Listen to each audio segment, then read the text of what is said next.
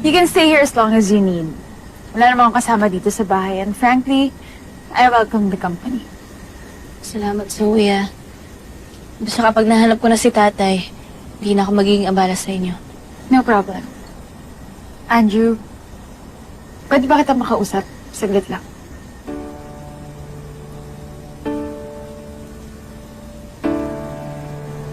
Ano man?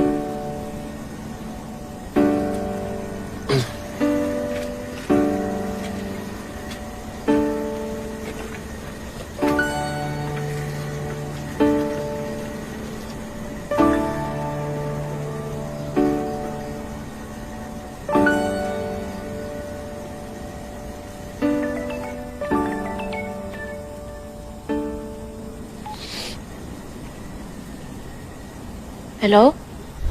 Joey?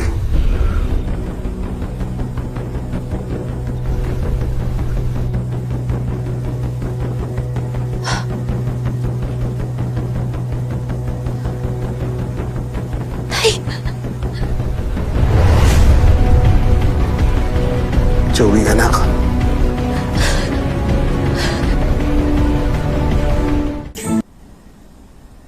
Alam mo, hindi pa rin nagbabago yung itsura mo.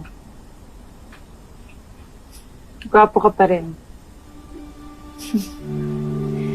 Medyo nag-mature lang din siguro ng konti. Well, tumatanda na rin kasi.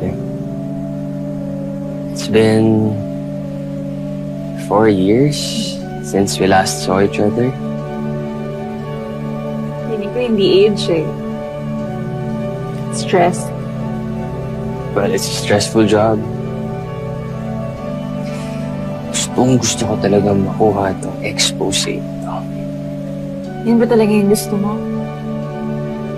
Sure ka dyan, ah? What else?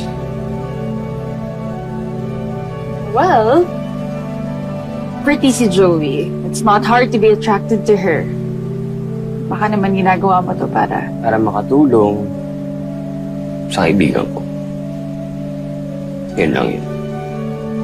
So kaya mong sabihin na wala kang gusto sa kanya? Look, Zoe, this mission is my priority right now. Wala ko ibang intensyon kundi yun at makatulong sa kaibigan kong si Joey. Huwag mo na sana lagyan ng mali siya. Fine. I'm just asking.